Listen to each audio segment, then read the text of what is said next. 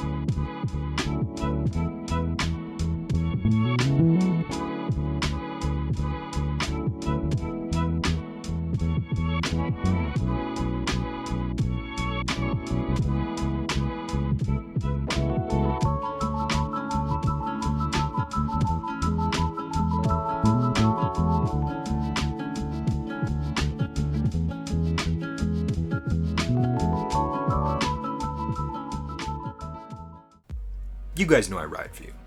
So that's why I've hooked you up with the best in the game to talk to you about making mechs.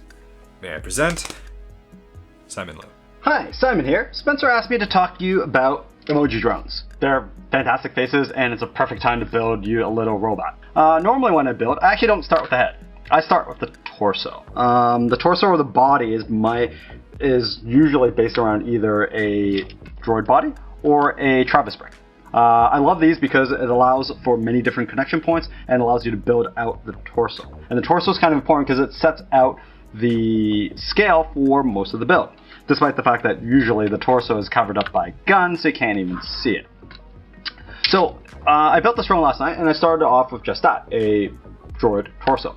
From there, I start looking at the shoulders. And this is where I'm going to point out that almost all my drones are built around a rod connection. The rod connections are super important because they allow for 360 degrees rotation in any direction, and they're small enough to hold up anything at this scale. This is important because a lot of time when I'm building these drones, I don't know what I'm going to build. Something like this, it's pretty static. I know it's going to be standing up, but this guy I can pose in any way I want because I haven't even thought up what the scene might be for it. So from here, I basically built a semi-standard assembly.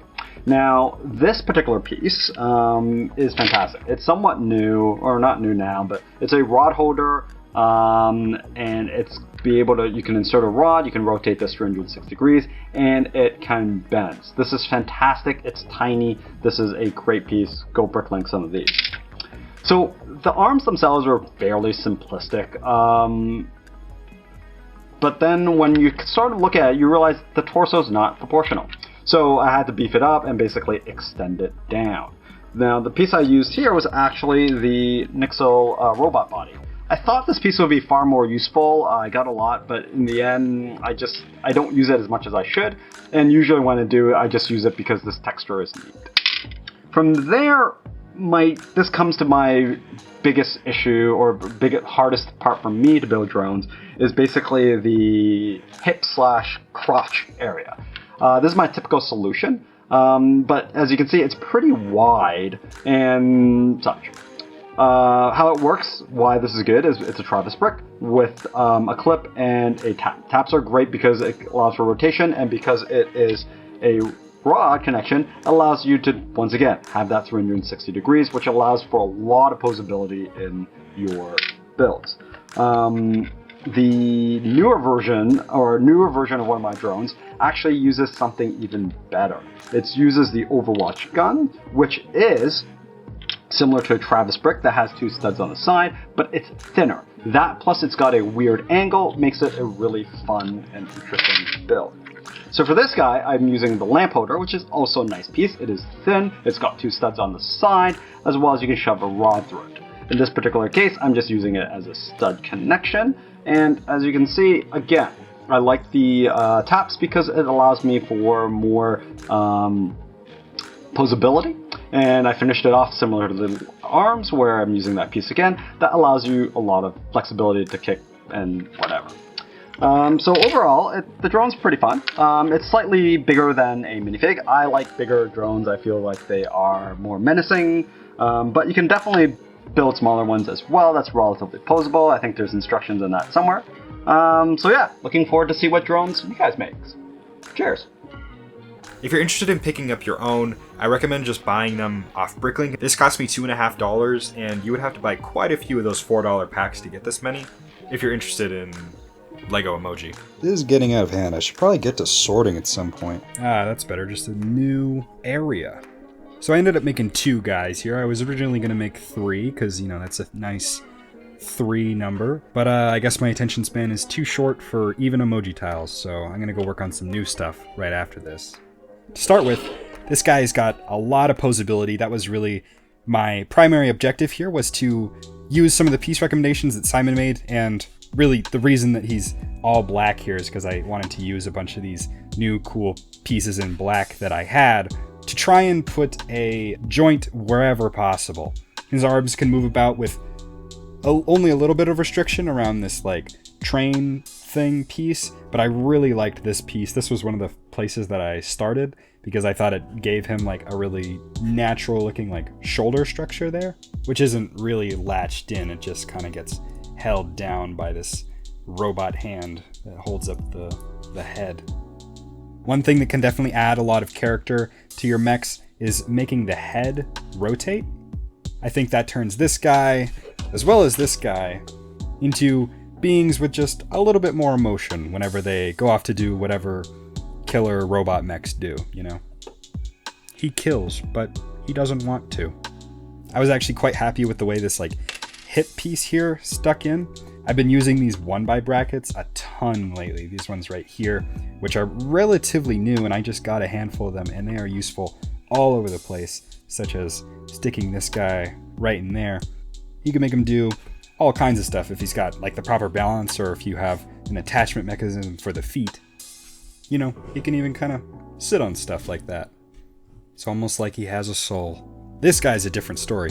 I wanted to make him look kind of as creepy as possible. I don't know what these are. I thought they would be like egg sacs or something, and he's obviously got 4 legs, but he's just got such a sad boy face. He's pretty much all gray, except I gave him a little bit of, you know, drip flex right here with the chrome gold Lord of the rings. I thought those topped off that nicely. There's also some hidden ones structurally right there. Cool, it uses those Overwatch guns that Simon had mentioned to get just like a really sick looking angle that's also strong and has a bunch of different stud attachments. The key to most posability, I find, is having basically 2 points of rotation. And that's what I've done here, and that's what I do almost everywhere else. The leg can pivot here, and the leg can pivot here, and that's most likely going to give you everything that you are going to, you know, want to do instead of trying to figure it out on your own. Just give yourselves 2 points of rotation. I also quite like this top thing, but the way this kind of looks like a hydraulic sort of thing to hold this on, I think that's pretty sweet. And I got to use these old gray pieces finally. And then finally, to finish, showing off all these new pieces that I've been working with lately. These are like ski poles, I'm pretty sure, but they make really cool looking tiny guns. Yeah, I don't know, honestly, looking at this from like an objective perspective, maybe this whole quarantine thing is getting to me. Well, this is the part where I ask you to interact with my video, such as leaving feedback in the form of a like or dislike or a written comment down below to increase audience engagement. Thank you. Also thanks to Simon Liu for his amazing contribution to this video and increasing emoji drone wisdom out there on the internet. Thank you. See you guys in the video.